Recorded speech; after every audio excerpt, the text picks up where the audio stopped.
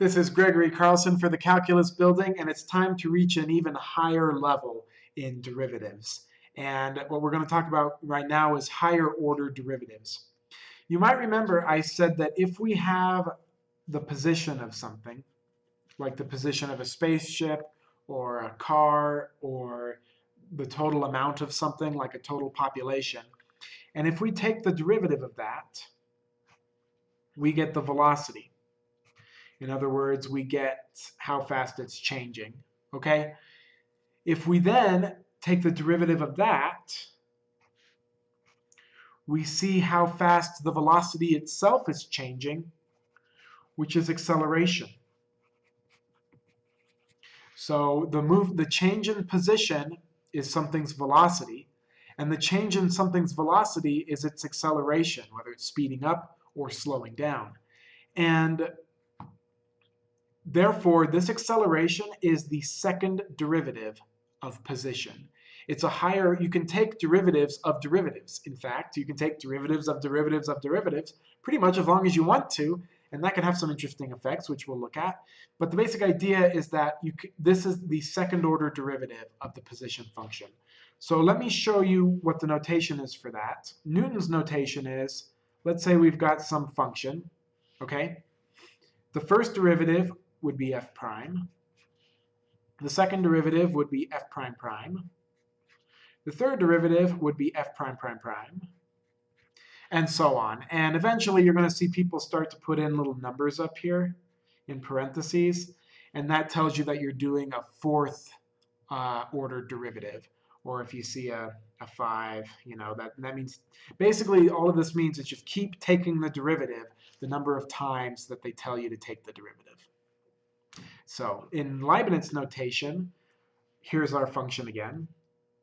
I guess technically it'd be f of x equals y. Excuse me, we know the first derivative is dy dx. The second derivative then is, here's how you do it. You put a 2 after the first d and a 2 after the x on the bottom. So d squared y dx squared, remember that's just a name. Don't try to cancel d's or anything like that. That's just the name of the second derivative. So you put the 2 after the d and the 2 after the x on the bottom. So the third derivative would be d3y over dx to the 3. And the fourth derivative would be d4y over dx to the 4. Fifth derivative would be d5y over dx to the 5, and so on. In most applications, you pretty much never go past the second derivative. Every now and then I've seen people need a third derivative, but pretty much your first and second will take care of most things that you need to worry about. So let's think about this. So let's just take x to the 3 and take its derivative forever and ever and see what happens. So first derivative would be 3x squared. The next derivative would be 6x, then 6, then 0. Oh, we kind of get stuck in a loop. If we keep taking the derivative of a number, we're going to keep getting 0, 0, 0, 0, 0 forever. So interesting. Let's try x to the 6. So the derivative of that would be 6x to the 5. Derivative of that would be 30x to the 4, and then 120x to the 3, and then 360x to the 2, and then 720x, and then 720, and then 0, 0, 0. So you can see if we keep taking derivatives over and over and over again, we're eventually, as long as we're just dealing with x to some power, we're eventually going to hit 0 if we keep doing it enough times. And so that can actually give us two formulas. And so notice, by the way, here's the first derivative, second derivative, third derivative. You should recognize this number. And on here we have a 6, so first, second, third, fourth, fifth, sixth. You should recognize this number. What we did here was we did 6 times 5 times 4 times 3 times 2 times 1. That's a factorial. Do you see that? So the nth derivative of some number times x to the n is simply going to be a times that number factorial. Okay, so that's our first theorem. If we had a number multiplying on the outside, you know that that number would just multiply into it. So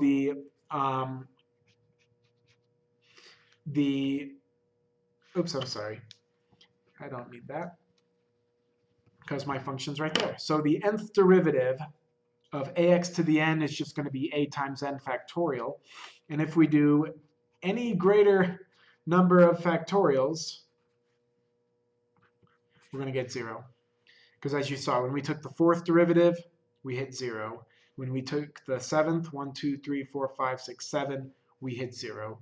So these functions are kind of silly, but I mean these rules we just came up with are a little silly, and but you can see that they make sense based on this argument I just put out here.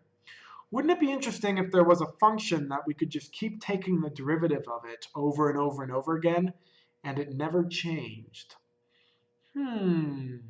Or maybe there might be functions that if we keep taking the derivative over and over again, maybe they kind of make a loop and they come back to where they started. I wonder if there's functions that do those kinds of things. Stay tuned.